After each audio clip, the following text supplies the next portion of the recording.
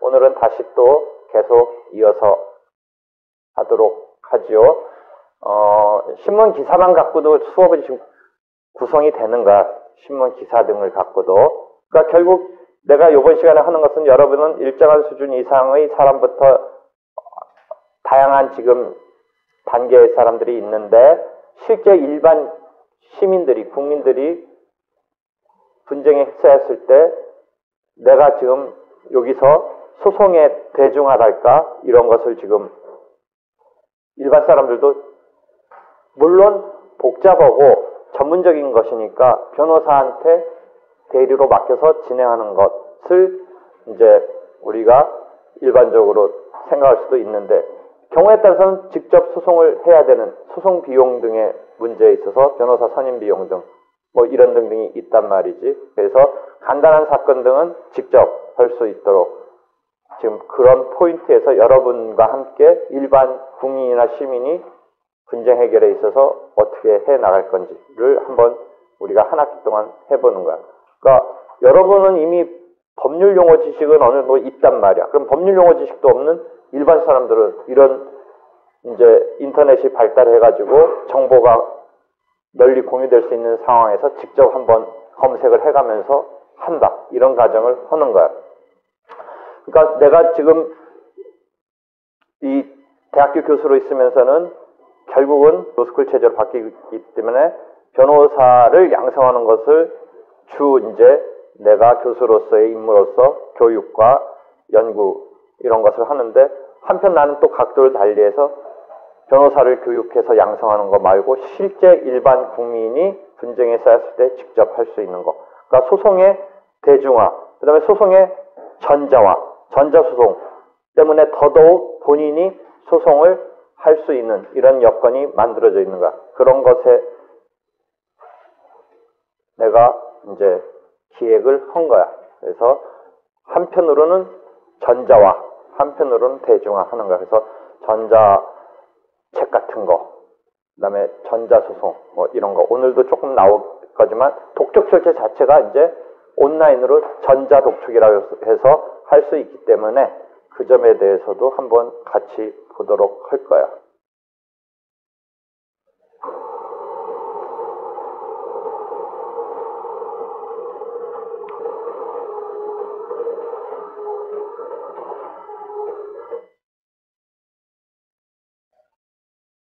오늘 수업은 떼인 돈 소송 통해 받으려면 이런 제목의 신문기사를 가지고 시작을 하는데 결국 소송의 대중화, 소송의 전자화를 통해서 이제 구제를 받고자 할 때 우리가 직접 써먹을 수 있는 지식을 전달하려고 해. 만약 어른들, 기존 분들은 이제 소송을 직접 하는 것에 대해서 상당히 어려울 수밖에 없지. 그랬을 때 또 법학을 안 배운 사람은 용어 등이 생소하지. 그런데 이렇게 또 생각해 볼 수 있어. 여러분 부모님 세대 어른들이 대학교 보내놨으니까 여러분은 이 정보에 있어서 온라인으로 여러 가지 접할 수 있고 더더욱 여러분은 또 혹시 법대를 다녔으니까 더 전문 용어도 알고 그러면 꼭 그런 분쟁에 휩싸인 어른들이 본인이 직접 그 어려운 소송을 함에 있어서 떠올리는 것은 변호사를 선임해서 소송을 진행해야 되는데 이 변호사 보수가 문제다. 뭐 이런 생각을 하는 거야. 그래서 변호사의 선임에 있어서 곤혹스러운 경제적 곤혹스러움 때문에 소송 구조제도라는 게 있어. 물론 경제적으로 어느 정도 약자이기 때문에 수입 등에 있어서 약자이기 때문에 구조를 해주는 거고 어느 정도 경제적 자력이 있으면 스스로 비용으로 선임을 해야겠지. 한편 법적 도움을 받고 싶은데 직접 소송 수행함에 있어서는 상당히 전문적이고 내용적으로 어렵지. 그런데 여러분 대학 교육을 대학교에 보내놨으니까 어떤 게 하나 있을 수 있냐면 변호사 아니더라도 대리인으로 내세울 수가 있어. 변호사 대리의 원칙이라는 민사소송법의 기본 원칙에 대한 예외로 일정한 사건에서는 변호사 자격자가 아니더라도 대리인으로 내세울 수 있어. 예컨대 지금 이야기를 전개시켜 나간다면 부모님 입장에서 아들, 딸, 대학교 보내놨으니까 아들, 딸을 소송에 있어서 대리인으로 예외적으로 내세울 수가 있어. 여러분이 물론 변호사 자격이 있으면 뭐 그런 말 할 필요가 없겠지만 설사 변호사 자격이 없더라도 이 갖고 있는 법적 지식으로서 또는 대학교 다닐 정도의 지식과 이런 컴퓨터, IT, 이런 온라인에 능숙한 정보 검색 등에 의해서 직접 부모님을 위해서 대리인으로 나설 수 있는 일정한 사건의 범위가 있어. 소액 사건이라고 해서 저번 때 얘기했던 2천만 원 넘지 않는 사건에서는 법원의 허가조차 받지 않고 가족관계에 증명을 해서 기존의 호적에 해당하는 가족관계 등록 증명을 해서 아들, 부모지간임을 나타내서 그 사건에 법원에 제출하면 재판부에 제출하면 허가조차 요하지 않고 이제 여러분이 대리행위를 할 수가 있는 거야. 그래서 민사소송법에 있어서는 원칙이 변호사 대리의 원칙이야. 87조에 변호사 대리의 원칙인데 변호사 자격자가 아니면 안 된다 라는 원칙인데 그거의 예외가 지금 하나 소액 사건, 그 다음에 단독 사건이라고 하는 소가, 소송 목적의 값 1억 원을 넘지 않는 경우, 요거는 2천만 원을 넘지 않는 경우에 있어서는 부모 자식간이랄까 형제지간에서 대리로 나서서 할 수 있어. 요거는 허가조차 필요하지 않고 요 경우는 허가가 있어야 돼. 뭐 허가 안 해줄 이유는 없겠지. 부모지간의 경우에 있어서 굳이 안 해줄 리는 없겠지. 그러니까 지금 내가 말하는 소송의 대중화 중에 하나는 소송 구조제도를 이용한다든지 하는 상황도 있을 수는 있고 설사 그렇지 않더라도 여러분이 대학교를 다니면서 갖고 있는 어떤 IT적인 지식과 법적 지식과 등등에 있어서 부모님을 대리해 줄 수 있는 이런 사건의 범위에 있어서 할 수 있기 때문에 본인이 분쟁 해결함에 있어서 그 어른들이 직접 한다라는 개념에 있어서 굳이 변호사를 선임하지 않더라도 이제 직접 분쟁을 해결하는 루트를 우리가 지금 생각해 보는 거야. 그래서 여러분이 지금 배우고 있는 것이 부모님이나 형제들을 위해서도 쓰일 수도 있다라는 것을 이해해요. 물론 합의 사건이라고 해서 소송 목적의 값이 1억 원을 훌쩍 넘는 이런 사건은 사건의 어떤 경중이 단지 그 금액 청구의 많고 적음에 따라서 꼭 결정되는 건 아닐 거야. 사건이 어렵거나 이런 게. 그 다음에 또 본인의 입장에서는 단돈 100만 원 사건이라도 대단히 중요할 수가 있지. 그렇지만 소송 전체의 어떤 틀에서 일정한 액수를 기준으로 이 정도에서는 변호사 선임을 하지 않고 일정한 가족관계에 있어서 대리를 인정하고 있어.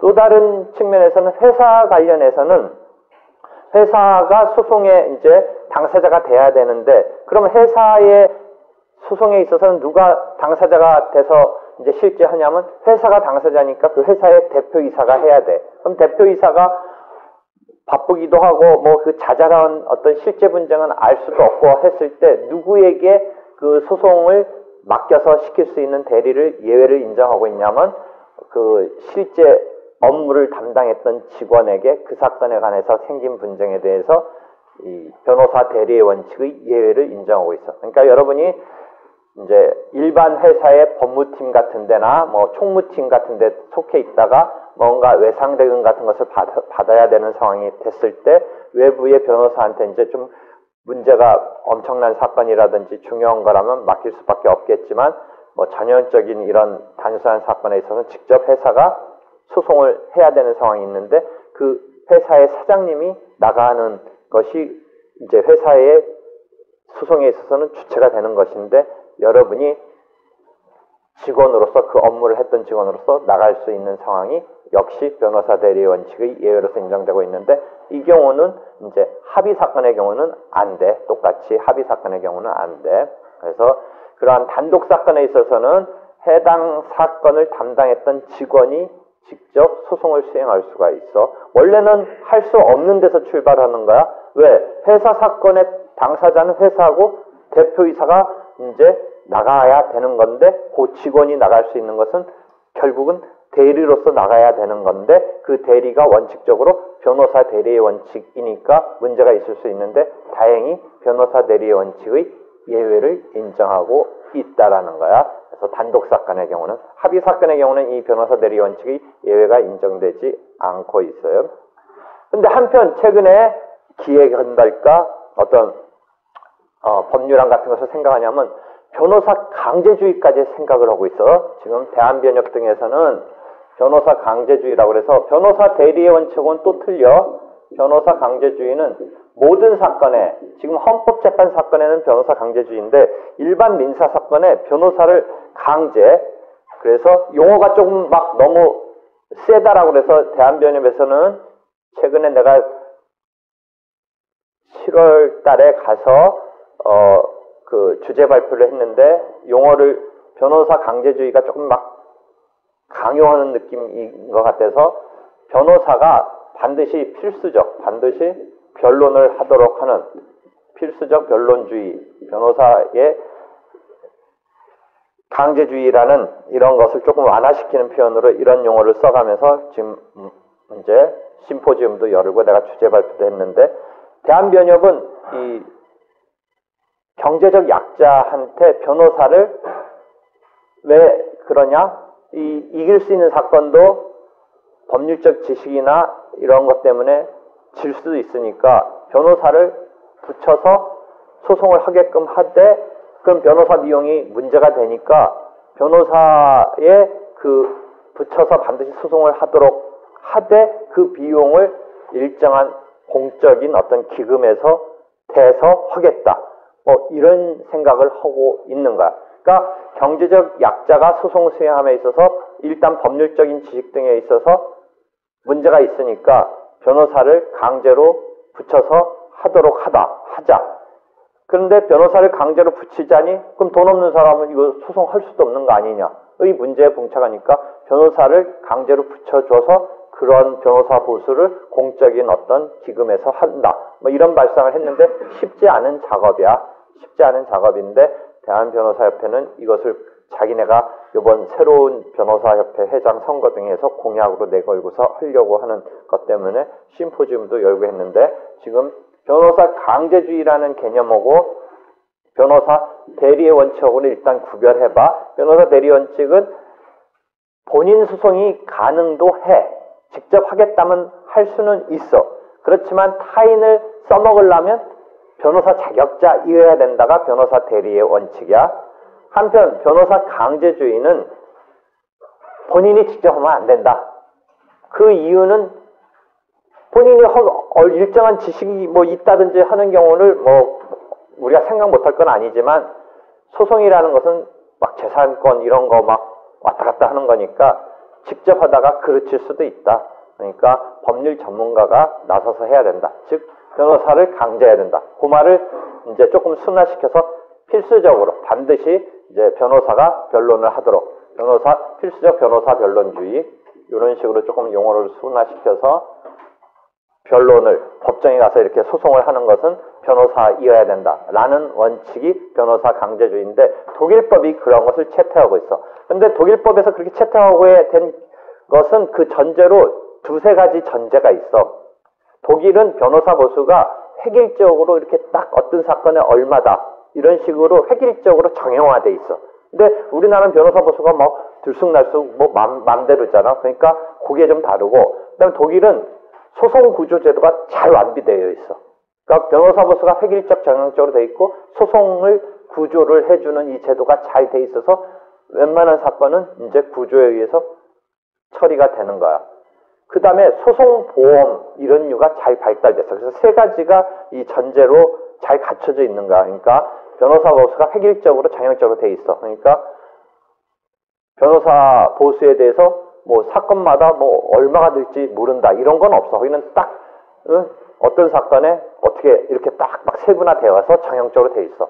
그 다음에 소송 구조가 발달해 있기 때문에 개인이 직접 이렇게 변호사 보수를 치른다든지 하는 경우가 드물어.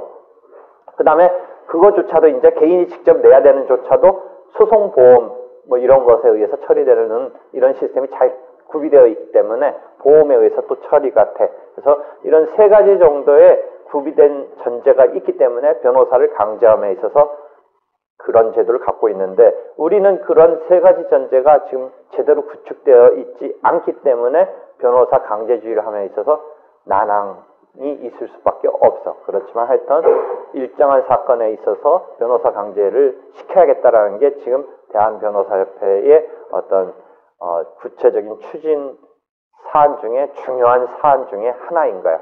그래서 그런 정도 이해하고 그래서 변호사 대리 원칙, 변호사 강제주의 개념 이해했죠. 우리는 변호사 강제주의까지 갖고 있는 건 아니고 채택하고 있는 건 아니고 변호사 대리의 원칙을 이제 채택하고 있는데 다만 변호사 대리의 원칙에 있어서도 지금 우리가 말하려는 소송의 대중화 등에 있어서 내가 지금 가르쳐 준 것은 일정한 예외가 있으니까 형제지간이나 부모지간이라는 상황 또는 회사 관계에 있어서 그 담당 직원이 어떤 대리에 있어서 변호사가 아니더라도 예외적으로 할 수가 있기 때문에 지금 내가 소송의 대중화에 있어서 생각하는 이제 어른들이 뭔가 분쟁에 휩싸였을 때 여러분 자식 대학교 보내놓고 이런 것 좀 한번 해라 하면 그런 거라도 부모님 이제 도와드릴 수 있는 상황이 있을 수는 있다라는 거죠. 이해되겠죠?